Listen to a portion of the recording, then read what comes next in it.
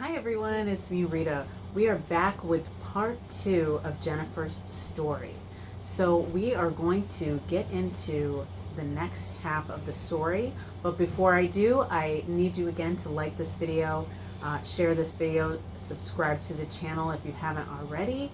Knowledge is power, so even if the video does not apply to you, it might apply to someone else. So please be sure to share this video.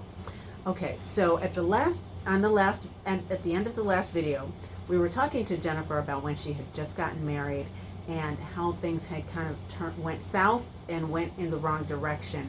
And this was years later after she had decided to marry the person who abused her originally in the beginning. Okay, so now we're at the point where Jennifer had been fighting for her life, literally, and had to fight her husband off of her. And once you were fighting with him, what happened? You said that he passed out or blacked out after a certain point. That's what he had done when he started choking me, and eventually he snapped out of it. And as I said in the last video, I lost my temper. I cussed him out, which isn't polite, but at that point, this is self-defense. We're talking about verbal. I'm not physical, I'm verbal when I have to defend myself. And sometime after that, he apologized. I'll never do it again, I'm so sorry. Yeah, okay, whatever. And this is again after they had gotten into a serious physical altercation. Then he was doing what is typical for an abuser, to apologize, say they didn't mean it, it won't happen again. Okay, so after this incident, what kind of thoughts were going through your head? Oh, when is he going to do this again? Am I going to live the next time it happens? Am I going to be able to fight him off? Am I going to be able to still breathe and fight? At this point, I'm thinking about my grandparents, my son, my mom, my brother, my other family, my friends. What's going to happen if I die? Who's going to prosecute? Who's going to put him away for life? So you were literally thinking about what happens if it happens again, and if the next time you lose your own life, how is that going to affect your family members? So you would say that thinking about all of your loved ones had the most impact on your decision? Absolutely. No. Excellent. When you have a support system, your family, your friends, and it's a positive support system, you can get through this. You just have to stay positive. It's not easy, but it's well worth it in the end when you finally get fed up and walk away and say, never again. You have to have an extreme amount of willpower that a lot of people don't understand, the amount of strength it takes to walk away or to stay.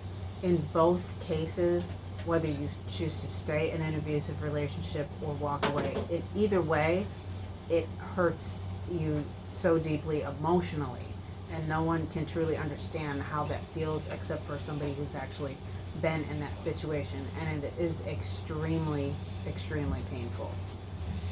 So you decided at this point that you just couldn't do it anymore, or did you choose to stay? I stayed, and honestly, I had nowhere else to go, even if I wanted to leave, because we were on social services at the time, and finding a place when you're on temporary assistance, virtually impossible. I stayed put. He promised never to do it again. Obviously, I believed him.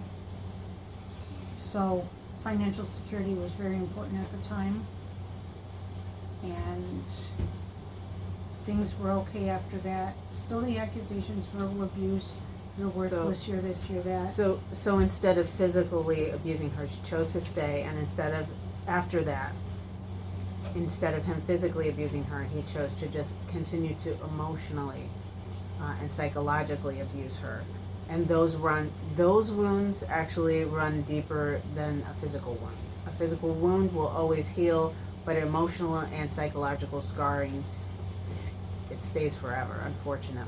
So at this point you stayed because you had no place to go and you had no other really financial means to go anyplace else. Exactly. Even though I have the education and I've worked. He wasn't allowing me to work, so I was broke and I was ashamed, embarrassed. And at this point, he had probably gotten you to a point where he had you under his thumb. Absolutely. And when I say have you he had her under his thumb, he basically had all of the control and power at this point. Because he knew she couldn't leave, and he knew that he had her basically right where he wanted her, which was in the same place where I was at one point in my life as well.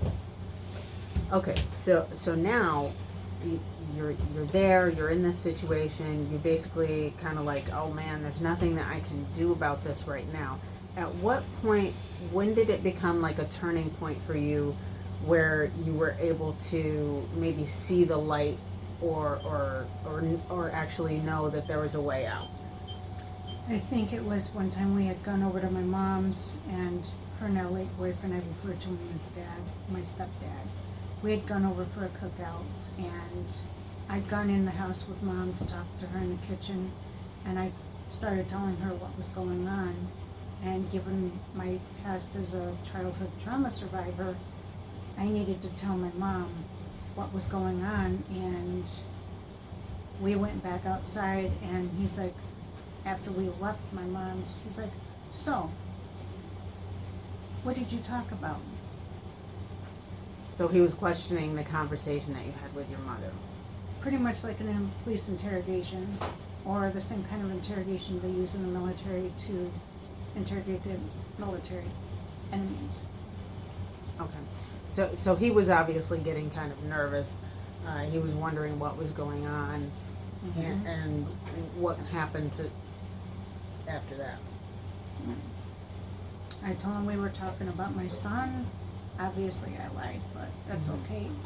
If you have to, you have to. Right. At this point, I didn't want him to know I said something to my mom, who's been my rock, along with my brother, who's definitely been a rock for me, my bodyguard, so to speak.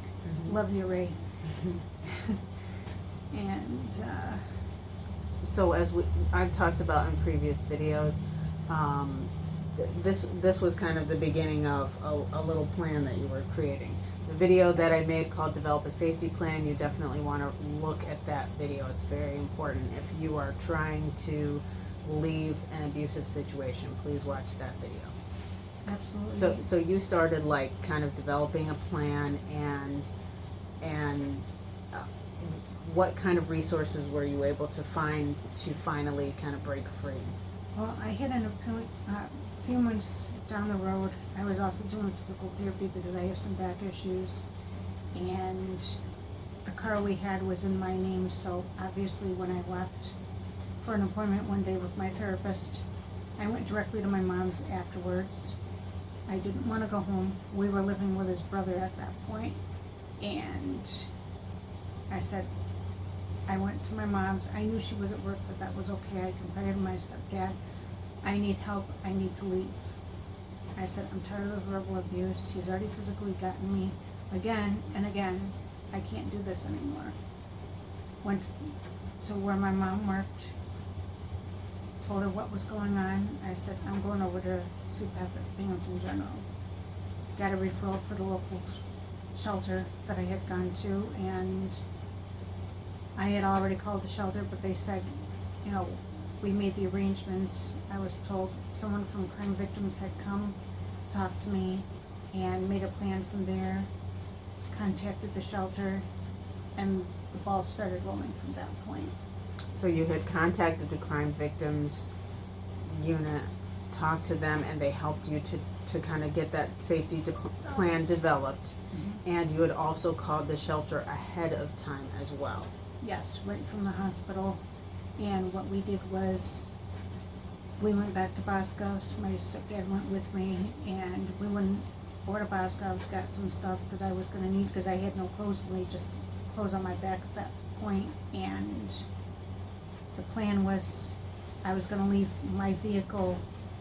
I left my vehicle in the parking garage at the local hospital, went across the street to the ER, let them know what was going on. I said, the shelter is expecting my call. Can you please show me the phone that I can use to call them?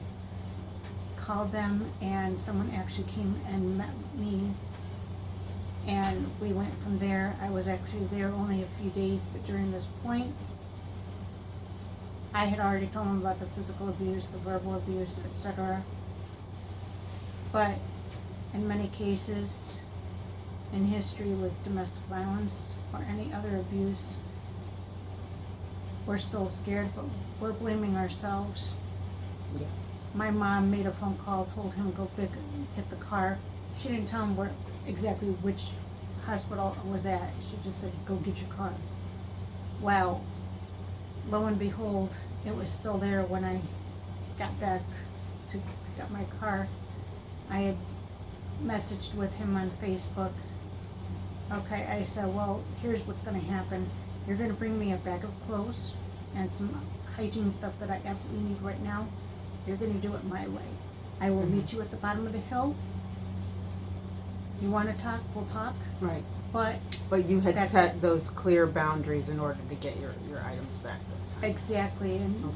what this also involves, those of you who are in that situation, boundaries need to be set. It does take some time and courage Yes. to even build those. And there is a video that you can find specifically on boundaries and setting those boundaries. It's a very important, especially once you have left, you have to set clear boundaries if you do have to communicate with your abuser. So once you left and you were free, what were the different types of emotions that you felt? Like when you finally realized that you did not have to return, that you didn't have to tolerate, that you didn't have to go through it anymore, what was that feeling like for you? At this point, in 2011, I did go back, but in 2011, I ended up at the shelter again. I had a huge black eye. That was my breaking point. I wanted out. We were still at his brother's. I had taken a shower that night, had a bathrobe on, and I don't know what triggered it, but he hit me. I ended up with a black eye, fat lip, and I am going to reveal to this, he was a drug addict at the time, so that played a huge part in the way he was also acting. Yes, there And not all addicts are like this, but he was also a narcissist at the same time, so Yes. huge personality issue with Yes, narcissists in many cases are like drug addicts and or alcoholics and abusive. You get the full package, you really have basically a stick of dynamite in your hand. So it can be very, very dangerous in many cases.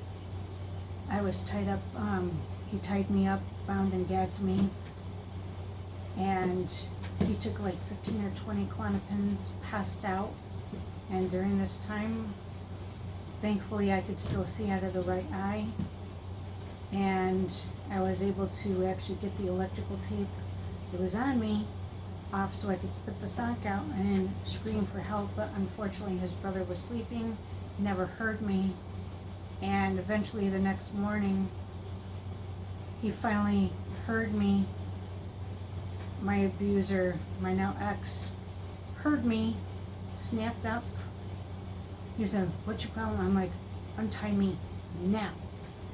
So he did untie me. had beaten her up and then put a sock in her mouth, put tape over her mouth, and then like tied her hands up. And bound my feet as well. I was literally So tied to the bed, couldn't go to the bathroom the way a normal human being needs to. Mhm. So needless to say, I peed the bed. Mm-hmm. Embarrassing, but not my fault. Right. Remember, people out there, this is never the victim's fault. It's never your fault. Exactly. Never. It's their insecurity. They need to deal with it and grow up. Yes. So once you were able to get free from this situation, did you go to counseling? Did you go to close family and friends? What was the main source of support that kind of kept you from going back? At this point, when he freed me, untied me, he passed back out. I waited about 5 to 10 minutes, making sure he was literally out, passed out cold. got dressed as fast as I possibly could, grabbed what I could. I didn't think to take his cell phone because he destroyed any phone that I had of my own. I didn't think anything of it. I just literally booked it out of there as quick as I could. I know his brother heard me, but he was sleeping. There's nothing he would have been able to do. Right. He had a Maltese dog. They called him Frosty, sweetest thing in the world. He saw me leave. He never even barked. I got out as fast as I possibly could. I heard the bus a block away where my mother-in-law lives. Even to this day, my ex-mother-in-law. Booked it down the road, the street, and mind you, I'm on a steep hill, so on the south side of Binghamton, steep enough. I was still, the adrenaline was going, my heart was racing, I could barely breathe. I was watching over my shoulders the whole time. So again, this was just like a number in a multiple amount of times over the years that this was going on, but this was basically like this was it. This was like the time where she was running for her life and just had to get out of there. I thought it was the final time. I managed to get across the street. I cut through the church parking lot and managed to get the bus. I flagged him down, and the driver went to say something to me, and I turned around and I said, do I look like I had time to think about making it to the bus stop a block away? Right. He says, I'm so sorry. I didn't mean anything by it. Can I do anything to help? I said, can I have a transfer? I need to go to my mom's now. Got down to our local public transportation junction, got on the bus, went right to my mom's. I told the driver where I was going. She'd actually been a foster mom to my son at one point. I said, Mary, I'm going to mom's. I'm getting off at Jefferson Clinton. Can you please hurry up and get me there? And she says, you're going to be fine. Went right up, ran to my mom's, banged on, knocked on the door. Sorry. Rang the doorbell. Mom opened up the door, and I said to her, I said, Mommy, he tried to kill me. Okay. So at this point, again, she was running for her life again. And this is what happens to us when we're in this situation.